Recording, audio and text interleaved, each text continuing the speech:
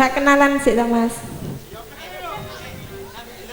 Sapa Mas jenenge? Paringan asmo. Ambek ngomong. Riko. Oh Riko, Mas Riko. Aja.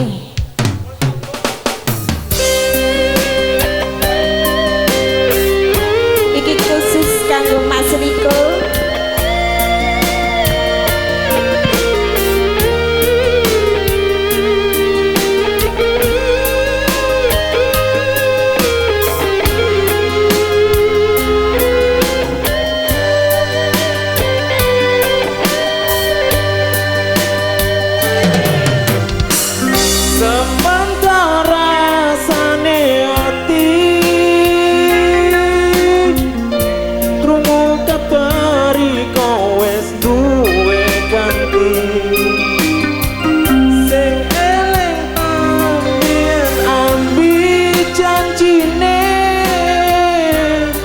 Soparan sing arep ninggalne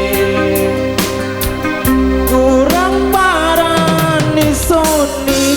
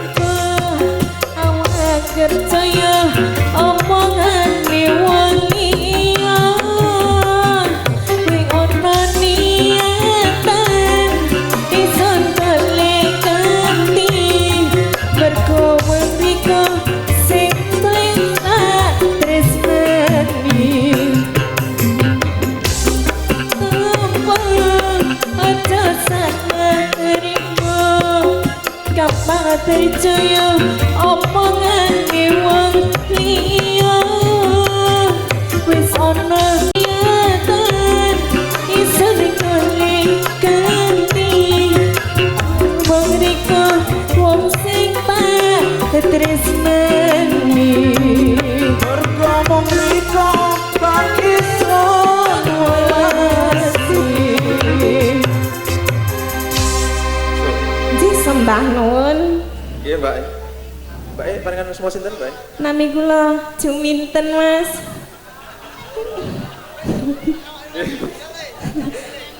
Mpun dah karo to gimang nggih pun mangga dilanjut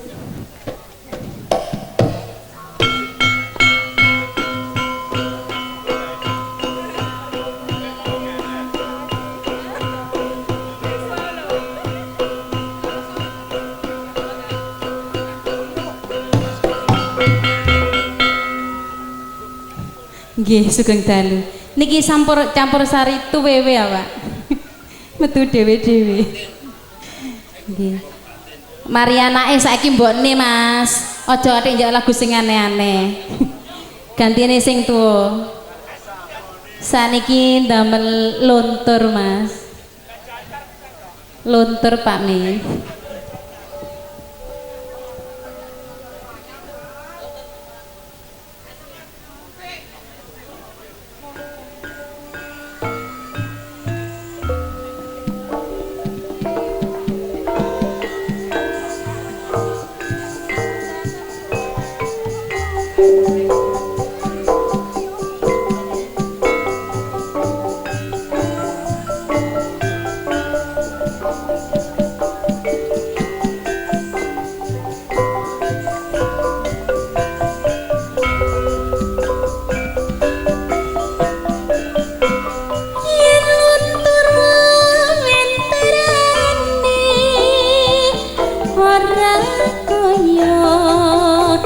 Yen luntur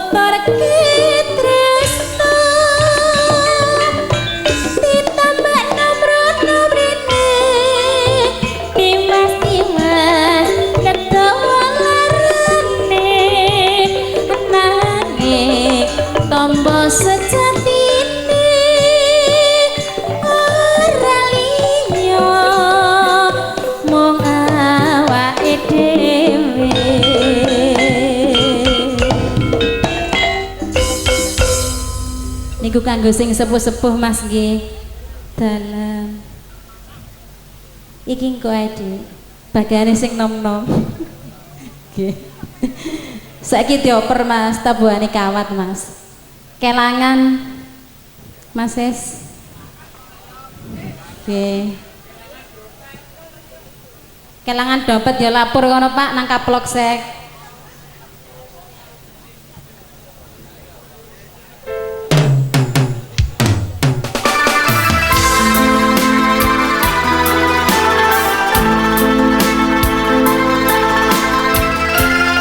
Sesarengan kalian campur sari putra kembar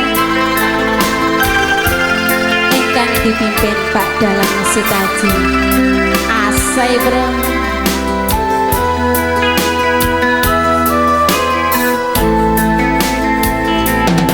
Hangson karena bisa ambiriku selawase ya mung diriku tapi kelendingane ceritane wis beda saiki riko wis sing ono dikowo liyo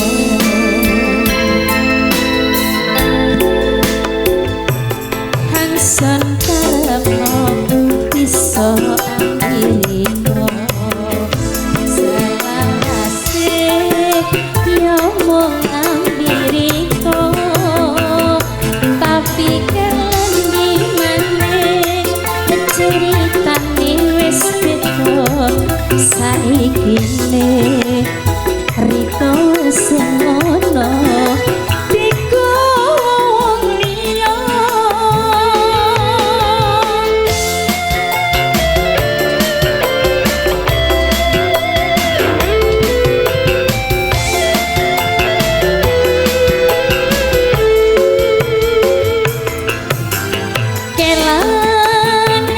iso niki wis kelangan hangson eman-eman lara rasane atimu lara udangan tiga wong liya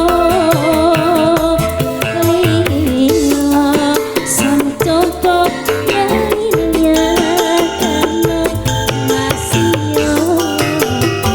abot hangsen rasa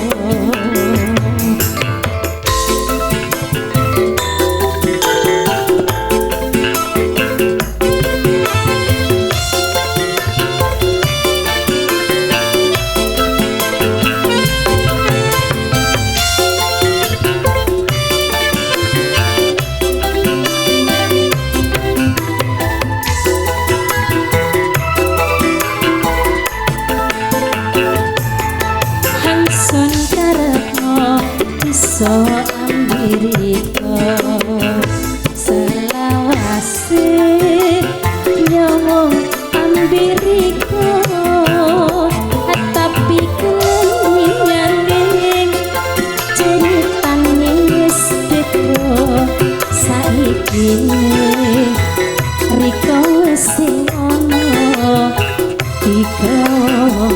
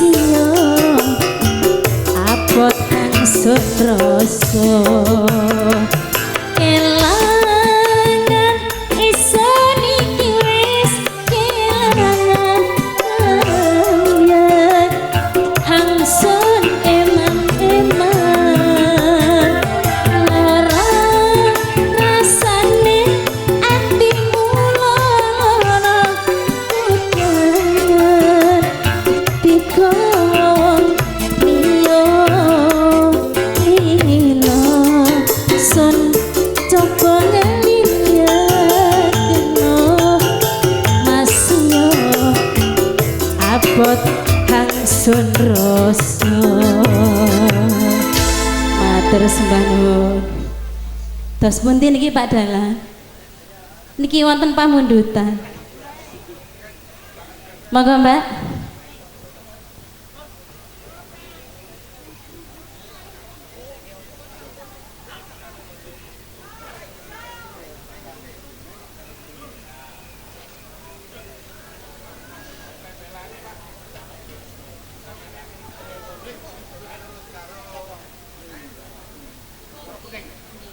Endang kuning.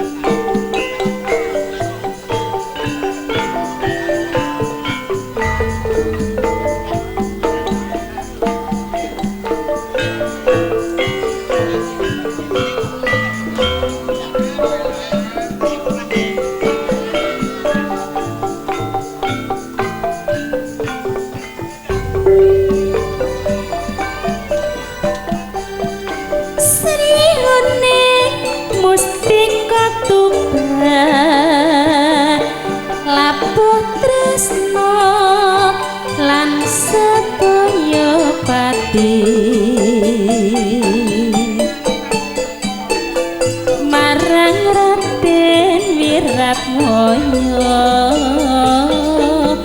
kang wus prasaja hanandang pranti sriune datang krayito kang rineta katene pribadi Wiratmoyo putrane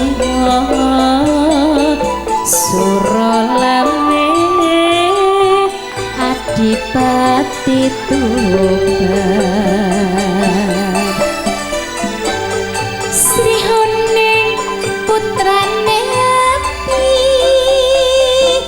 wangsa pati nalikane muni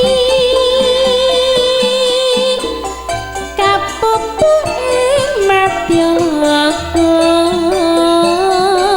dokraku lawan minajinggo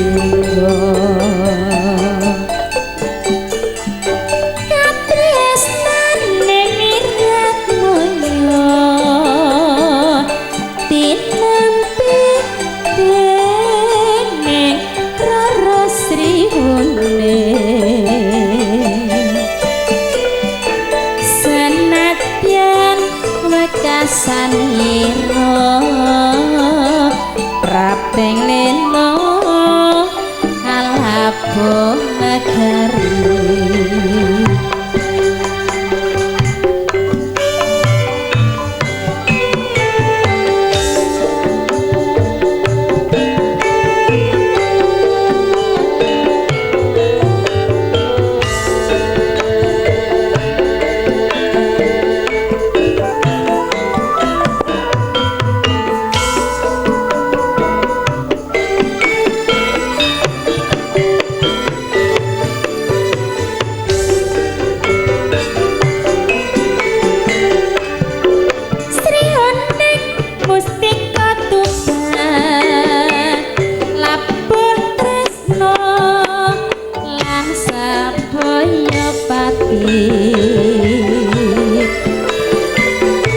marang Raden Wiratmoyo kang wus prasaja hanandang pranti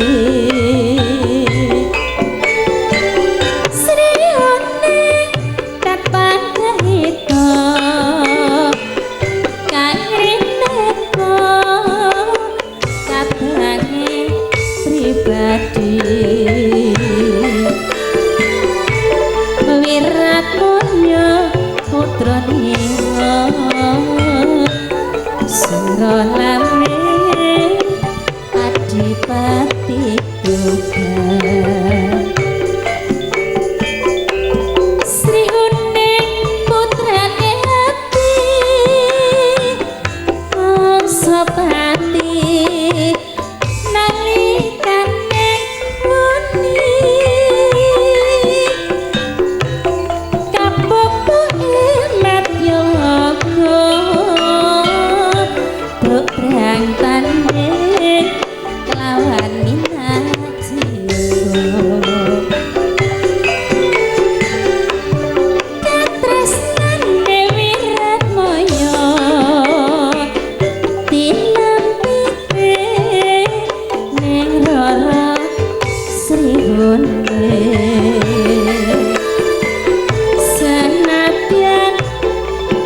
saniro rapting leno alapuh negari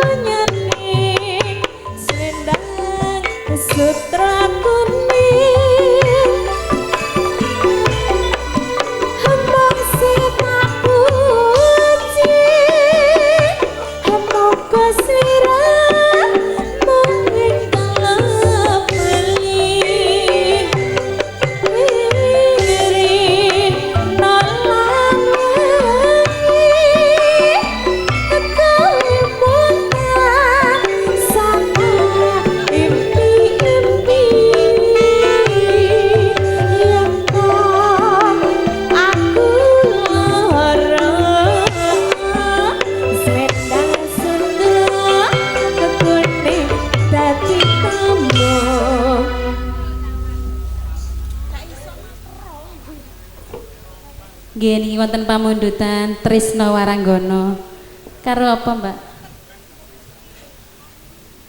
kalih Suketeki Patrol Cak Pur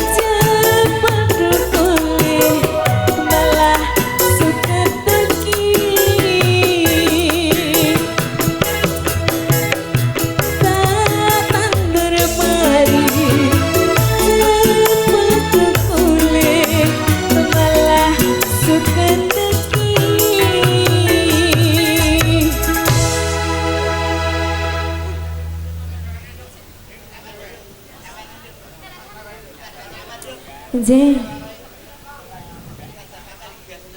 Napa, Mbah? Nggih. Kembang rawi. Gelang alit. Rawi-rawi. Mbang rawe cak modune gelang alit.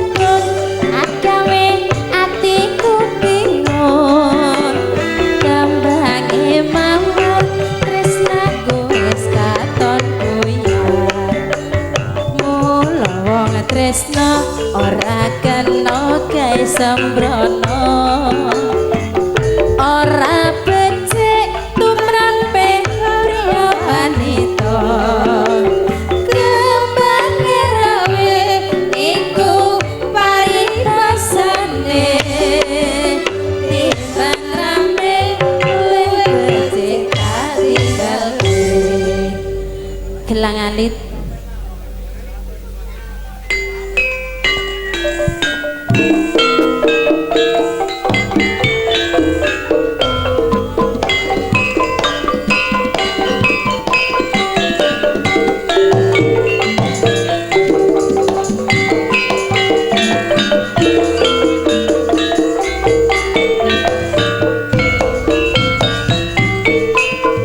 Wis kelakon semene lawase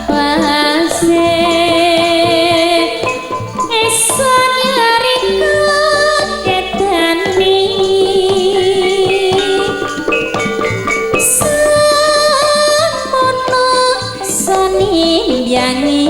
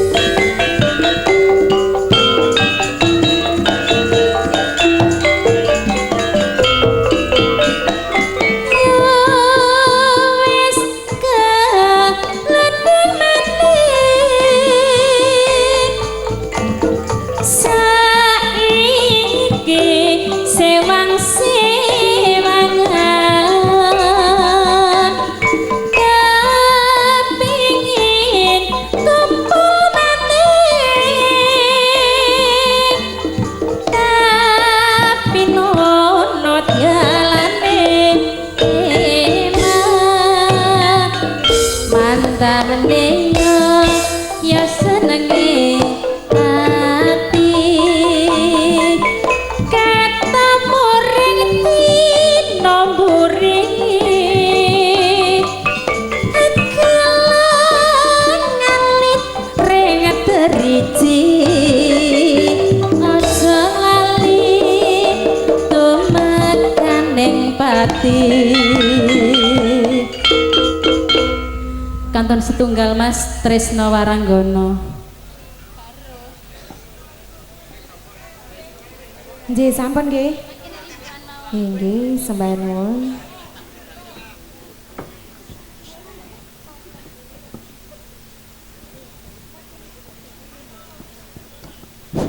Sampun nggih Bapak Ibu, mangke dipun lajengaken wonten goro-goro, wonten lembukan nggih. Kagem bebukane pagelaran wayang kulit ing dalu menika nggih. Badhe dipun wiwiti kanthi simbolis Bapak Kasrin badhe nyerahaken gunungan dumateng Bapak Dalang Sutaji saking Tegowangi.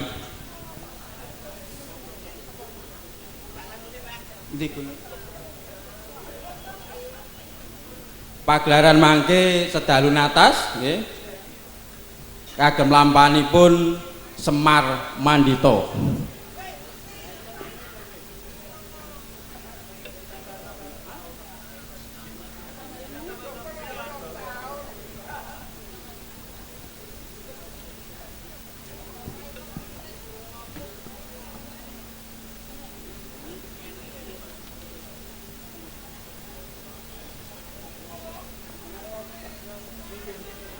Nggih, monggo Pak Ren.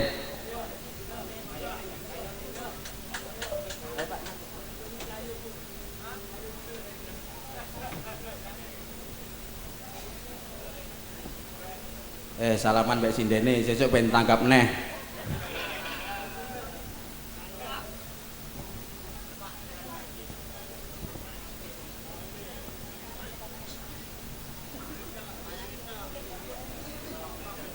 Madhep nika kersane.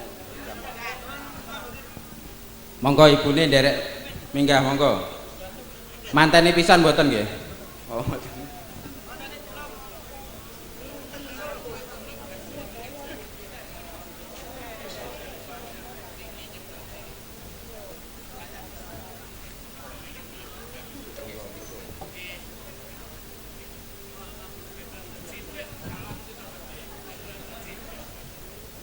Monggo, aman gunungane mawon.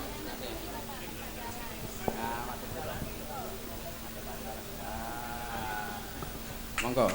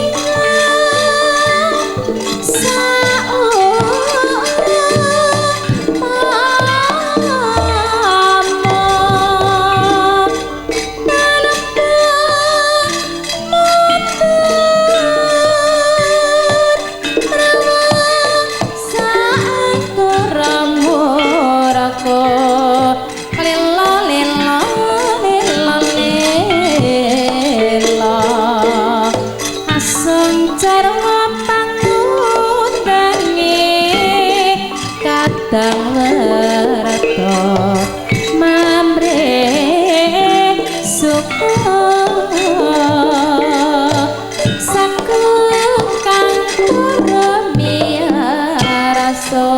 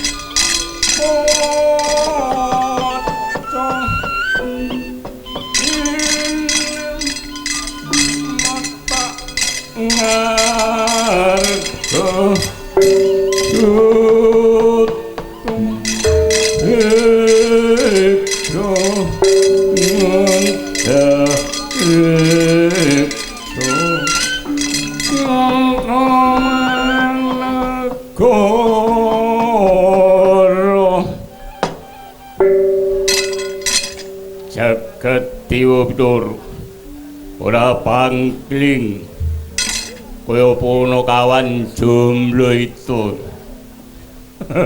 Nggih, kula ndara, kula jomblo itu nggih Bagong Elojaya. Kok ndadak sliramu nganti teka tapel wates negara Ngamarta perlu bakal menyang ngendi jomblo? Saderengipun ngabdi ngaturaken sungkem timugi kunjuk wonten andhapipun pepodo ndara kula Raden Gatotkaca. Iya. Dadekno bombengi pikirku puja pangestuku Tampanono. Gurawalan ngen kula mundi.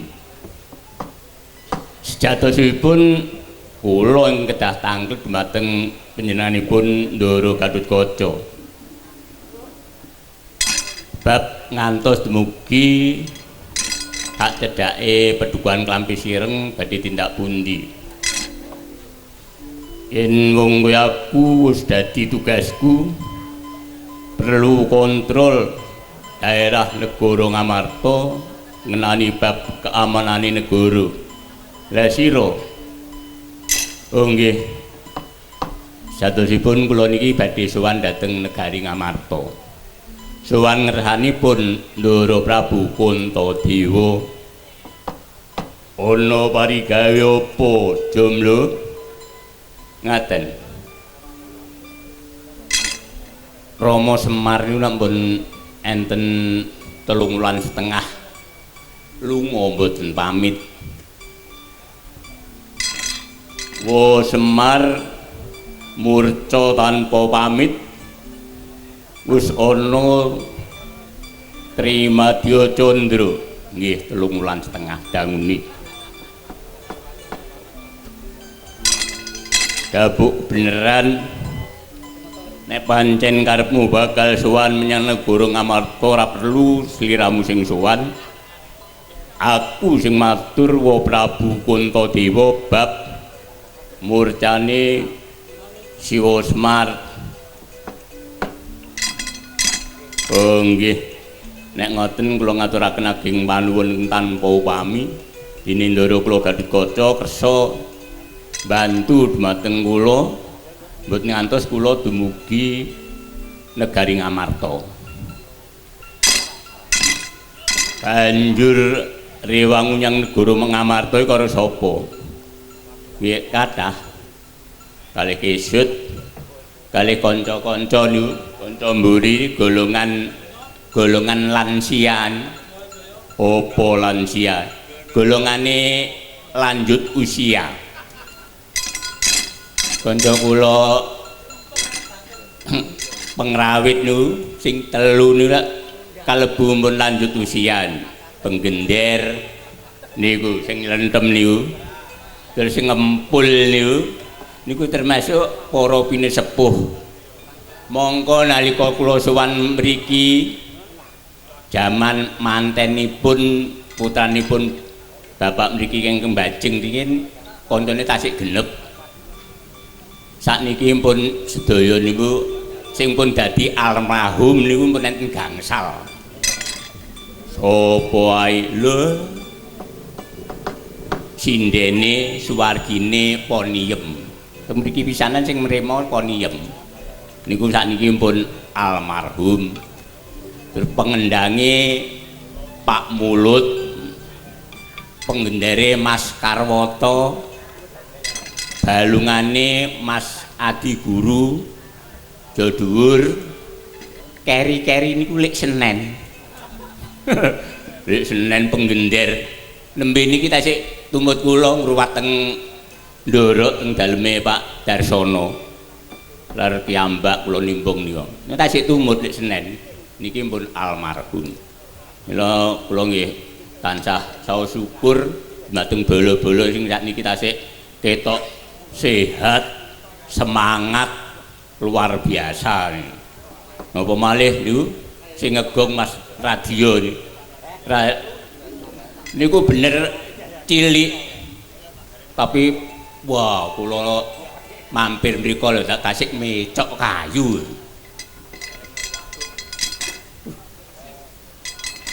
Tenagane tasik luar biasa. Padahal niku pun termasuk lanjut usia niku minimal 60 ke atas. Kados kula napa niki pun nginjak 70 lho. Kula bersyukur tasik diparingi sehat.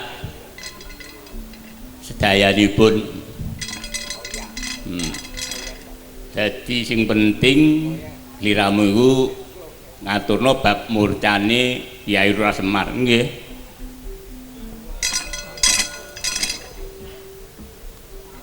Keri-keri niki Marata Semar niku rada kono. Rumas kula wah pun rada beda kali adat sing pun. Wah aku ngono getun Pak. Pak Yai lunga gak omong-omong. Aku durung tukokne katok iki lunga. Dapurmu tak tukokno. Wah aku tak katok sing gambar jaranan kok. Arep mbok ge apa? Arep tak ge jaran karo Liharno. Dapurmu. Lah nek ndadi ben di gambui to. Sapa mbok kon gambui? Ya tak kon gambui mak wek. Wis. Wawur ae. Wah, Pak Yai lunga gak omong-omong, biasanya nek nyanding dia aku dijak nyang warung malah gak tau melu. Wis ora dadi apa jomblo siramu baliyo nyang Pedukuhan Klambi Sireng resanen ing yang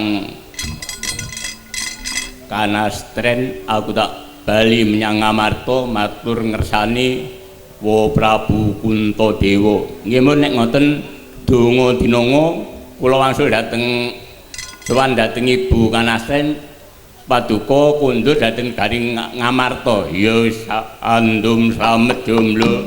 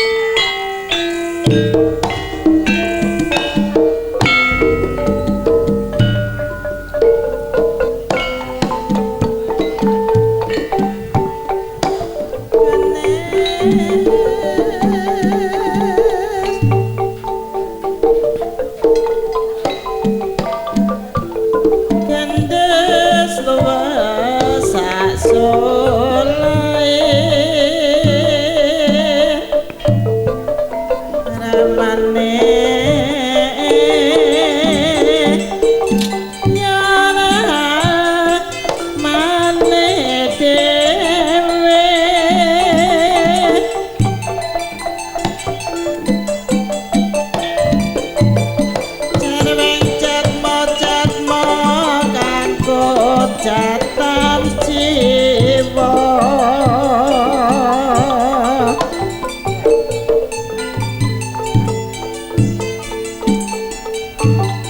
Kewis bidaya